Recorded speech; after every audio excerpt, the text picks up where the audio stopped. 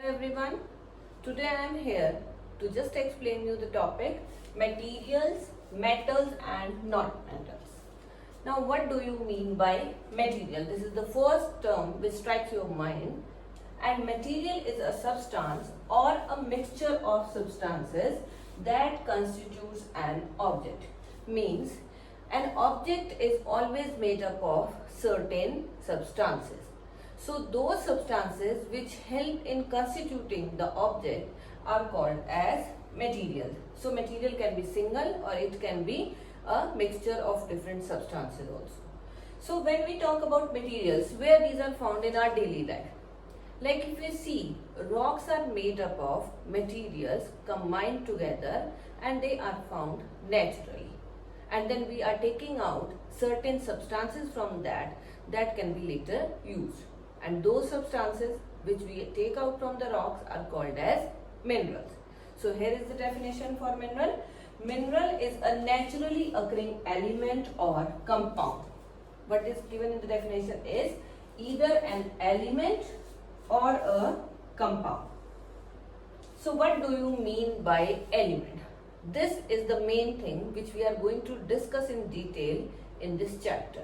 Now element is a pure substance which cannot be broken down further by chemical means. Chemical means here that whether we perform any chemical reaction, we will not be able to get any further smaller unit of an element.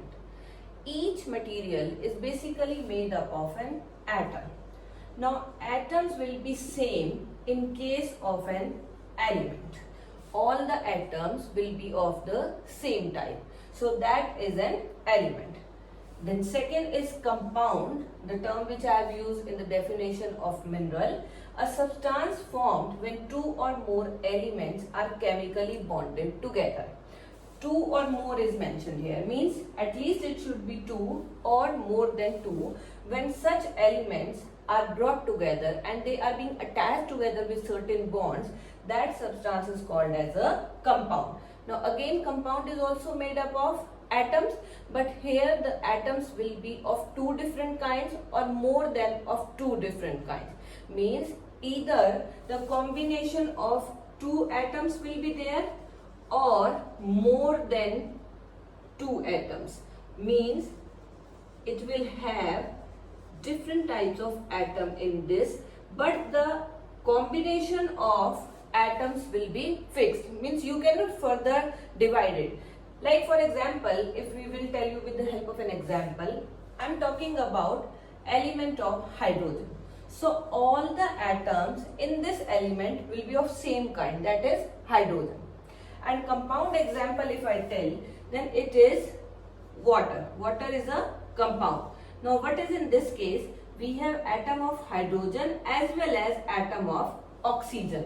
So this will come out to be a compound. If you want to just make it different, you can break down this. You will get hydrogen separate and oxygen separate, but then it will not be considered as water. If you want that you have written it like this, then it will come out to be totally wrong because it will not turn out to be water. So this also has a fixed number of atoms present in it, but it will have different elements present in it. Means here hydrogen and oxygen, two elements are present to make a compound. Here only one element, that is of hydrogen, is only present. So this is the basic difference between an element and a compound. More detail you will be learning in your higher classes, then it will be easy for you to understand. Now you can just keep in mind that element is that substance which have one type of atoms present, whereas compound is that substance which have two or more than two types of atoms present in them. Atom is the smallest unit which cannot be further broken down in case of the substances. Now in this chapter we will be reading about elements in detail. Elements are generally categorized into three categories: metals, metalloids and non-metals. There are 118 elements known till date, and out of these 95 elements are naturally occurring, whereas around 23 elements are artificially prepared, and artificially prepared with the help of nuclear reaction. So a total of 118 elements, you keep in mind, is till date present, and all these elements are being properly arranged in one table, which is called as periodic table. Each element has a specific place in the periodic table which will help in deciding its properties. Means actually the table is being designed in a manner that the element is placed in the periodic table according to its properties. But now I am just saying that you can easily look at the table and it will be easy for you to identify what will be the characteristics of that particular element wherever it is placed in the periodic table. It has a fixed place. You cannot by yourself put an element to some other's place, because it is totally based on the properties it have. And properties also, which one? Physical as well as the chemical properties it is having, that will decide its position in the periodic table. So total we have 118 elements, and these elements are further being categorized into metals, metalloids and non-metal. So 95 elements are basically metals. We have 17 as non-metals, and we have 6 as metalloids. So total when you will do, you will be finding that it will come out to be 118. So this way all the elements are being divided and categorized. Each element will have its own property on the basis of its position in the periodic table. Out of total 95 elements present, there are 6 elements which are extremely trace. Extremely trace means that these are found in very rare, less quantities at very specific places only. So the 95 elements are metals out of 118, and of these 6 are extremely trace metals.